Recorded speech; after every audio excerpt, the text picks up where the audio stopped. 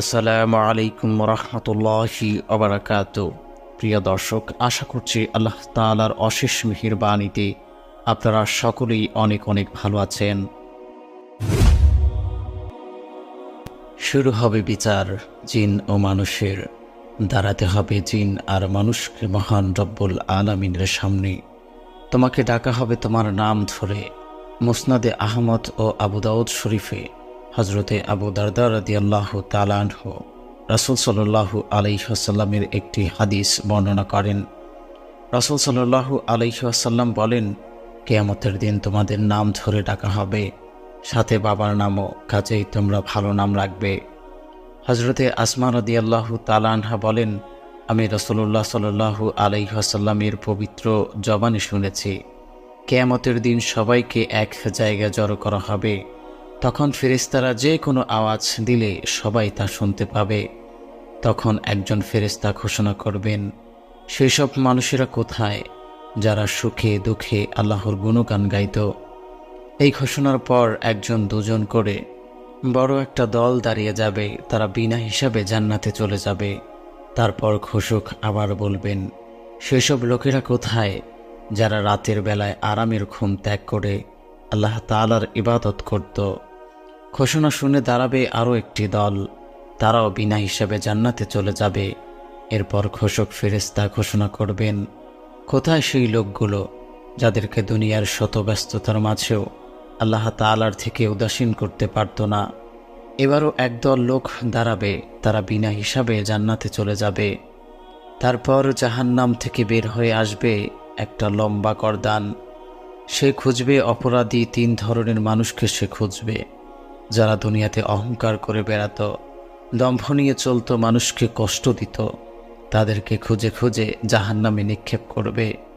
আবার আসবে এবার সেই গর্দান তাদেরকে ধরবে যারা আল্লাহ ও তার রাসূল সাল্লাল্লাহু আলাইহি ওয়াসাল্লামকে কষ্ট দিত। এদেরকে একটা একটা করে ধরবে, তারপর জাহান্নামে নিক্ষেপ করবে। তারপর আসবে তাদের ধরতে যারা প্রাণীর ছবি আঁকত, ধরবে তাদেরকে ফেলে দেবে জাহান্নামে। তারপর শুরু হবে হিসাব নিকাশ। ফকিহ আবুল লাইস সমরকন্দি রহমতুল্লাহি আলাই তার বিখ্যাত গ্রন্থে কিতাবে লিখেছেন, নামাজ কিয়ামতের দিন প্রচণ্ড উত্তাপের মাঝে শান্তিদায়ক ছায়া হবে। জাহান্নামের আগুনের বিরুদ্ধে রুখে দাঁড়াবে দেয়াল হয়ে। ভারী করে দেবে নেক আমলের পাল্লা, আর চোখের পলকে পার করে দেবে ফুলসেরাত। আরেক হাদিসে বলা হয়েছে, রাসূল সাল্লাল্লাহু আলাইহি ওয়াসাল্লাম বলেছেন, কিয়ামতের দিন হাসরের মাঠে আমার উম্মতের হাত পা আর মুখ জ্যোতিতে চমকাতে থাকবে, কারণ হচ্ছে অজু। আর এই চিহ্ন দেখেই আমি আমার উম্মতকে আলাদাভাবে চিনতে পারবো অন্য উম্মতদের থেকে। সেদিন নামাজীদের কোনো ভয় থাকবে না, আর বেনামাজের দিকে আল্লাহ পাক রব্বুল আলামিন ফিরেও তাকাবেন না। রাসূলুল্লাহ সাল্লাল্লাহু আলাইহি ওয়াসাল্লাম তাদেরকে সুসংবাদ দিয়েছেন যারা রাতের আধারে মসজিদে গমন করে। দুনিয়ার অন্ধকারকে যারা পরোয়া না করে মসজিদে যাচ্ছেন, তার সুফল তারা বুঝতে পারবে সেই হাসরের মাঠে। হাসরের মাঠের সেই বিভীষিকাময় দৃশ্য দেখে বুঝতে পারবে কত কাজে লেগেছে আজকে সেই অন্ধকারে মসজিদে যাওয়া। তারা দেখতে পারবে সূর্যের চেয়েও আলো ঝলমলে একটি নূর তার সাথে চলছে। কিয়ামতের দিন আল্লাহ তাআলা বলবেন, আমার পড়শিরা কোথায়? একথা শুনে অবাক হয়ে ফেরেশতাগণ তারা বলবে, হে আল্লাহ, আপনার পড়শি আবার কারা? তখন আল্লাহ সুবহানাহু ওয়া তাআলা বলবেন, যারা মসজিদে আবাদ রাখত তারাই আমার প্রতিবেশী। আল্লাহ তাআলা বলেন, যারা আল্লাহ তাআলার প্রতি আর কিয়ামতের প্রতি বিশ্বাস রাখে তারা মসজিদে আবাদ রাখে। হজরতে আবদুল্লাহ ইবনে ওমর রাদিয়াল্লাহু তাআলা আনহু বলেছেন যে রাসূল সাল্লাল্লাহু আলাইহি ওয়াসাল্লাম বলেন, যে ব্যক্তি যত্ন সহকারে নিয়মিত 5 ওয়াক্ত নামাজ পড়ল না, হাসরের মাঠে সেই কঠিন দিনে নামাজ তার জন্য আলো হবে না, মুক্তির উপায় হবে না, সাক্ষী হবে না। বিচারের দিন তার হাসর ফিরাউন, কারুন, হামান আর নমরুদ ও ওবাই ইবনে খলফ জাতীয় পাপীদের সাথে হবে। এ হাদিসের ব্যাখ্যায় শায়েখ জাকারিয়া রহমতুল্লাহি আলাই লেখেন, সবাই জানেন যে ফেরাউন কত বড় অবিশ্বাসী ছিল। হামান ছিল তার উজির। ফেরাউনের সকল অপকর্মের কুকর্মদাতা ছিল সে। আর মক্কার কাফেররা ইসলামকে অঙ্কুরেই বিনাশ করার জন্য অনেক চেষ্টা করেছিল। এর মধ্যে উবাই ইবনে খলফ ছিল ইসলামের দুশমনদের অন্যতম একজন। মক্কার মুসলমানদেরকে সে জঘন্যতম নির্যাতন করেছিল। সেই মুসলমানদের রক্তাক্ত করে উল্লাস করত। একদিন নরধম উবাই ইবনে খলফ রাসূল সাল্লাল্লাহু আলাইহি ওয়াসাল্লামের সাথে মক্কার পথে মুখোমুখি হয়ে যায়। উবাই ইবনে খলফ হিংস্র চাহনি ক্রোর হাসি দিয়ে বলল, হে মুহাম্মদ, একটা ঘোড়াকে লালন পালন করেছি আমি, তাকে খুব ভালো খাবার খাইয়ে মোটা তাজা করেছি, তার উপরে চড়ে আমি তোমাকে হত্যা করব। নাউজুবিল্লাহ। রাসূল সাল্লাল্লাহু আলাইহি ওয়াসাল্লামের সাথে দেখা হলেই সে একথা বলতো আর হিংস্র পশুর মতো ফুসফুস করত। রাসূল সাল্লাল্লাহু আলাইহি ওয়াসাল্লাম শুনতেন, কিছুই বলতেন না, সবই সয়ে যেতেন নীরবে। একদিন আবারও নরাধম উবাই ইবনে খলফ প্রিয় রাসূল সাল্লাল্লাহু আলাইহি ওয়াসাল্লামকে বলল, হে মুহাম্মদ, তোমাকে আমি হত্যা করব সেই ঘোড়া দিয়ে যা আমি মোটা তাজা করেছি, সেই ঘোড়ায় চড়ে আমি তোমাকে হত্যা করব। ধৈর্যের বাঁধ ভেঙে গেল প্রিয় নবী সাল্লাল্লাহু আলাইহি ওয়াসাল্লামের। অধৈর্য হয়ে আজ জবাবটা দিয়েই দিলেন রাসূল সাল্লাল্লাহু আলাইহি ওয়াসাল্লাম। রাসূল সাল্লাল্লাহু আলাইহি ওয়াসাল্লাম বললেন, আল্লাহ চান তো আমি তোমাকে হত্যা করব। প্রিয় নবী সাল্লাল্লাহু আলাইহি ওয়াসাল্লামের কথাটি অন্তরঙ্গ কাঁপিয়ে দিল উবাই ইবনে খলফের। চোখের পলকে বদলে গেল তার চেহারার রং, হিংস্র চেহারা হয়ে গেল ফ্যাকাশে, ঘাম দেখা দিল কপালে। তারপর থেকে নাফরমান উবাই ইবনে খলফের প্রতিটা দিন কাটল ভয়ে আতঙ্কে, কাটল নির্ঘুম রাত। তারপর সেই দিন উহুদের দিন, চলছে ভয়ঙ্কর যুদ্ধ, শহীদ হয়েছেন অনেক সাহাবী, জান্নাতে চলে গেছেন, নিহত হয়েছেন অনেক কাফের, তাদের স্থান জাহান্নামে। প্রিয় নবী হযরত মুহাম্মদ সাল্লাল্লাহু আলাইহি ওয়াসাল্লামকে বেষ্টন করে রেখেছেন সাহাবায়ে কেরাম। সহসা দেখা গেল অভিশপ্ত জাহান্নামী উবাই ইবনে খলফকে। সেই মোটা তাজা ঘোড়ায় চড়ে সে আসছে, খোলা তরবারি হাতে, খুঁজছে সে রাসূল সাল্লাল্লাহু আলাইহি ওয়াসাল্লামকে। হত্যার নেশায় কাছাকাছি চলে এসেছে। রাসূল সাল্লাল্লাহু আলাইহি ওয়াসাল্লামের নিরাপত্তায় নিয়োজিত সাহাবায়ে কেরামগণ তাকে হত্যা করতে চাইলেন। রাসূলুল্লাহ সাল্লাল্লাহু আলাইহি ওয়াসাল্লাম বললেন, না, ওকে কাছে আসতে দাও। নরদম আরও কাছে আসলো। নরদম উবাই ইবনে খলফ আরও কাছে এলো। রাসূল সাল্লাল্লাহু আলাইহি ওয়াসাল্লাম চোখের পলকে এক সাহাবীর হাত থেকে বর্ষা নিয়ে তার দিকে ছুঁড়ে মারলেন। বর্ষাটি বাতাস কেটে হালকাভাবে উবাইয়ের ঘাড়ে একটু আঁচড় দিয়ে চলে গেল। চিরে গেল তার ঘাড়ের একটি গোস্ত। এতেই জমিনে পড়ে গেল উবাই। ঘোড়া তাকে ফেরেই ছুটে চলল। সে দৌড়ে অনেক কষ্টে ঘোড়ার পিঠে আবার উঠতে পারল, কিন্তু কিছু দূর যাওয়ার পর আবার জমিনে পড়ে গেল। আসলে ঘোড়াও ভয় পেয়ে এত দ্রুত ছুটে চলল যে আরোহী ফেলেই সে পালিয়ে গেল। ভীত সন্ত্রস্ত নরদম উবাই ইবনে খলফ আহত অবস্থায় পৌঁছল নিজ দলের কাছে। হাঁপাচ্ছে সে, চেঁচাচ্ছে আর বলছে, আমাকে মেরে ফেলল, আমি লাত মানাতের কসম করছি মুহাম্মদ আমাকে খুন করে ফেলল। তার চিৎকার চেঁচাচেঁতি শুনে কাফেররা তো অবাক।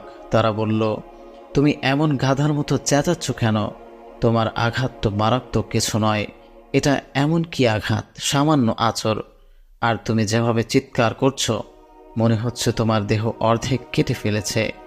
আর বকবক করো না, চুপ করো। সাথীদের একথা শুনে রেগে গেল উবাই ইবনে খলফ। বলল, তোমরা চুপ করো, আহাম্মকের দল। এটা সামান্য আঁচড় হলেও কার আঘাত জানো না। এটা হচ্ছে মুহাম্মদের দেওয়া আঘাত সাল্লাল্লাহু আলাইহি ওয়াসাল্লাম। তিনি মক্কায় থাকতেই বলেছিলেন খুন করবেন। আমি কসম করে বলেছি, তিনি যদি আমার দিকে থুতু নিক্ষেপ করতেন তাতেই আমি মরে যেতাম। তখনও আবু সুফিয়ান মুসলমান হননি। তিনি মক্কার কাফেরদের নেতা উবাইয়ের অবস্থান দেখে বলল, কি লজ্জার কথা, ছোটখাটো একটা আঘাতেই এমন চেঁচাচ্ছ, কি এমন কষ্ট হচ্ছে তোমার? ফ্যাকাশে চেহারায় ভীত কণ্ঠে উবাই বলল, আবু সুফিয়ান, তুমি জানো না এটা কার দেওয়া আঘাত? লাত আর উজ্জার কসম করে বলছি, যে যন্ত্রণা আর তীব্র ব্যথা হচ্ছে তা যদি জাজিরাতুল আরবকে ভাগ করে দেই তাহলে সবাই মারা যাবে। মুহাম্মদ সাল্লাল্লাহু আলাইহি ওয়াসাল্লাম সেদিন আমাকে বলেছিলেন, আল্লাহ চান তো আমি তোমাকে হত্যা করব। সেদিন থেকেই আমি নিশ্চিত ছিলাম যে তার হাতেই আমার মরণ হবে। তিনি যদি আমার দিকে থুথু নিক্ষেপ করতেন আমি নিশ্চিত তবুও মরে যেতাম। উবাইকে মক্কা পৌঁছে দেওয়া হলো না, তার একদিন আগেই সে মারা গেল সামান্য একটি আছরে। এই ঘটনা থেকে আমাদের অনেক কিছু শেখার আছে। উবাই ইবনে খলফ ইসলাম ও মুসলমানদের নিকৃষ্ট দুশমন, মুসলমানদের খুন পিয়াসী ছিল সে।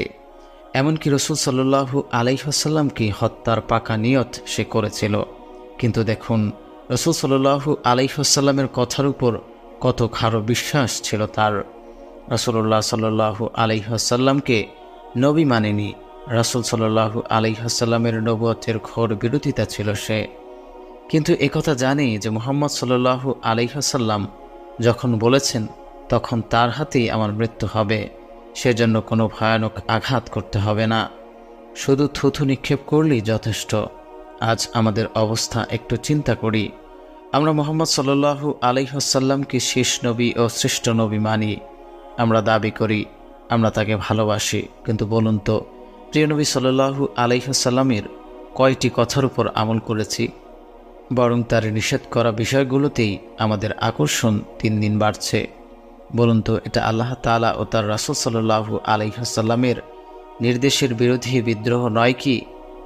হযরত ইবনে হাজার আসকালামি রহমতুল্লাহি আলাইহি এর হাদিসের ব্যাখ্যায় বলেন, এসব বড় বড় কাফেরদের সাথে বেনামাজির হাসর হবে। এজন্য হবে যে এসব অবাধ্যরা যে কারণে আল্লাহ তাআলার উপর বিশ্বাস না করে আল্লাহর ইবাদত করতে অপরাগ ছিল, ঠিক সেই একই কারণে লোকজন নামাজ ছেড়ে দেয়। যেমন রাজা বাদশারা নিজের রাজত্ব চালানোর জন্য, এটা নমরুদ ফেরাউনের সাথে মিলে যায়। কিছু লোক মন্ত্রিত্ব উচ্চ পদের চাকরির কারণে নামাজ ছেড়ে দেয়, এটা হামানের সাথে মিলে যায়। হামান ফেরাউনের মন্ত্রী ছিল। কিছু লোক ব্যবসা বাণিজ্যের সম্পদের জন্য নামাজ তথা দিন থেকে দূরে থাকে, তাদের অবস্থা কারুনের সাথে মিলে যায়। কিছু লোক নেতৃত্ব ও সরদারি রক্ষা করতে গিয়ে দিন ধর্ম তথা নামাজও ছেড়ে দেয়, তাদের সাথে উবাই বিন খলফের অবস্থা মিলে যায়। সুতরাং যে যার মতো তার হাসর হবে তার সাথে। প্রিয় ভাই ও বোন আমার, দেখুন মুসলমান হয়েও কি ভয়ঙ্কর বিপদের সম্মুখীন এই পর্যায়ের মানুষগুলো, শুধু নামাজ ত্যাগ করার কারণে। অবশ্য কালেমাওয়ালা হওয়ার কারণে কোনো এক সময় জাহান্নামের শাস্তি ভোগ করে সে মুক্তি পাবে, কিন্তু জাহান্নামের ভয়ঙ্কর শাস্তি ভোগ করতে হবে তাকে। আর লাঞ্ছনা আর অপমান তো আছেই। হাসরের দিন বেনামাজদের তিনটি শাস্তি হবে। এক, মহান রব্বুল আলামিন তার উপরে নারাজ থাকবেন। বলুন তো, যার উপরে আল্লাহ রব্বুল আলামিন নারাজ থাকবেন, সেই কঠিন মুহূর্তে তার দুর্গতির কোনো শেষ আছে কি? সে জাহান্নামে যাবে। তার চেহারায় তিনটি লাইন লেখা থাকবে। এক, ওহে অকৃতজ্ঞ, তুমি আল্লাহ তাআলার পাওনা আদায় করনি। দুই, ওহে তোমাকে আল্লাহ তাআলা অভিশাপ করেছেন। তিন, দুনিয়াতে তুমি যেমন আল্লাহ তাআলার পাওনা পরিশোধ করনি, তেমনি আজ তুমি আল্লাহ তাআলার অনুগ্রহ পাবে না। আল্লাহ তাআলা আমাদের সবাইকে সঠিক বুঝদান করুন। আমিন।